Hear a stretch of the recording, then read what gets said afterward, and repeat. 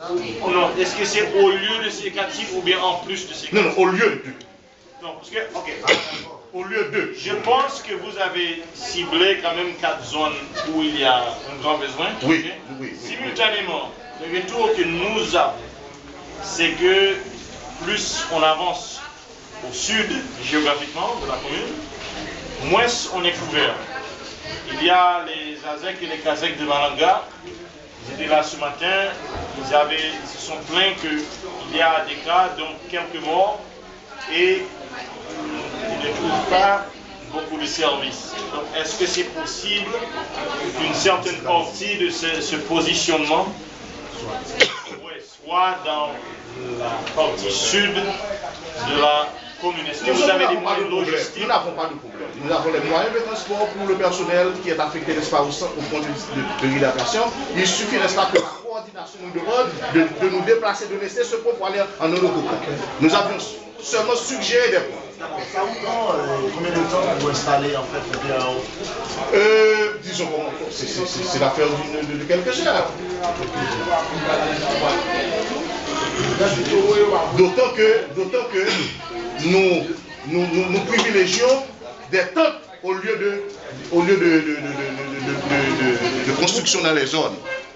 Nous privilégions des zones qui sont accessibles, les voies passantes. Voyez, nous installons les tentes, tout le matériel est à l'intérieur et l'équipe, n'est-ce pas, est là pour le service.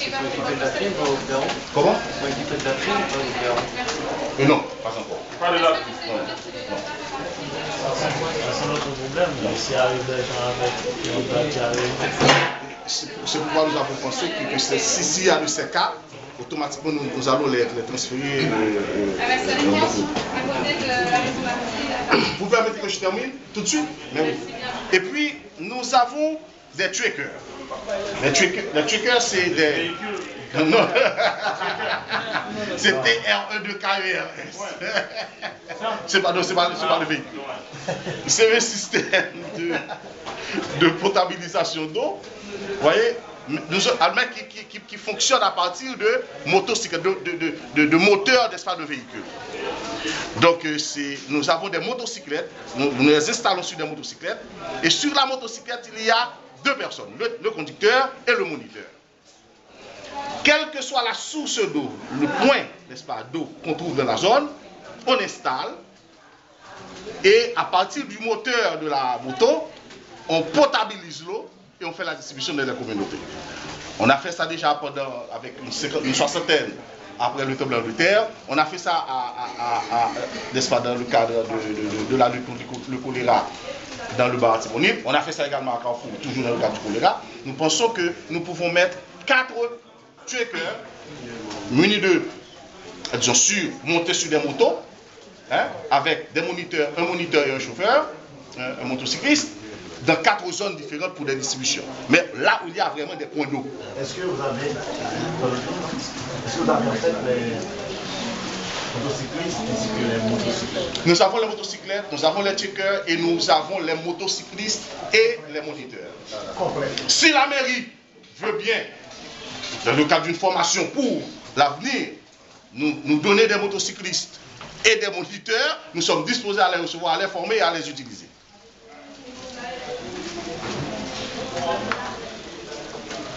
Mais pour le moment, c'est 4 motocyclistes et 4 moniteurs. Par exemple, pour Bois-Duc, je crois que je suis partant, parce qu'il y a un puits. En Bois-Duc, les gens... Nous avons été voir le puits avec le maire. Nous avons été voir le puits avec le maire. Nous avons été également à Tor, Corail Tor, où il y a une source qui est toute désignée pour cette opération.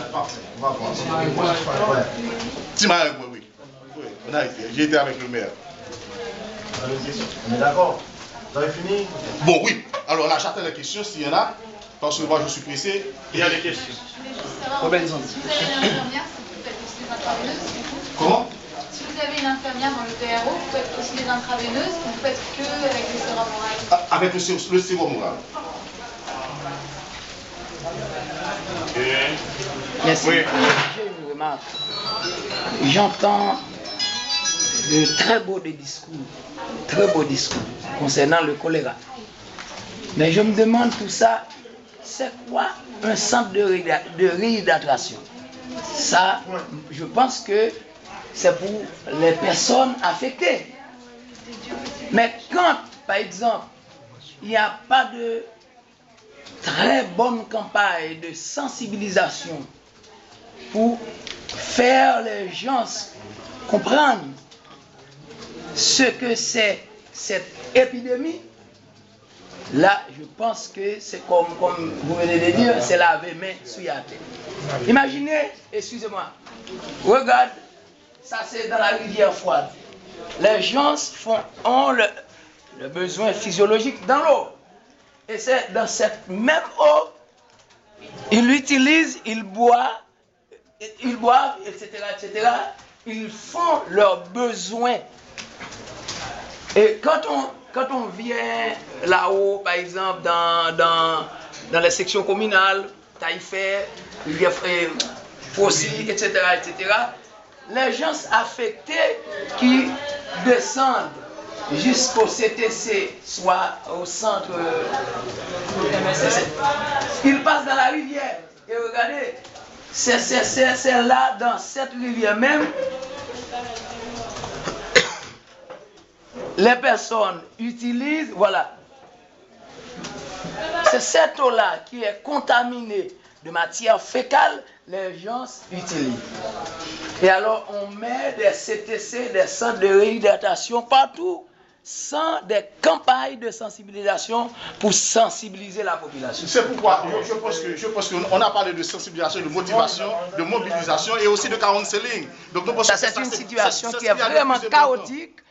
Et quand j'entends parler des centres de réhydratation sans parler des campagnes de sensibilisation pour la population. On va partir un peu sur deux pistes, parce que c'est un peu deux questions différentes.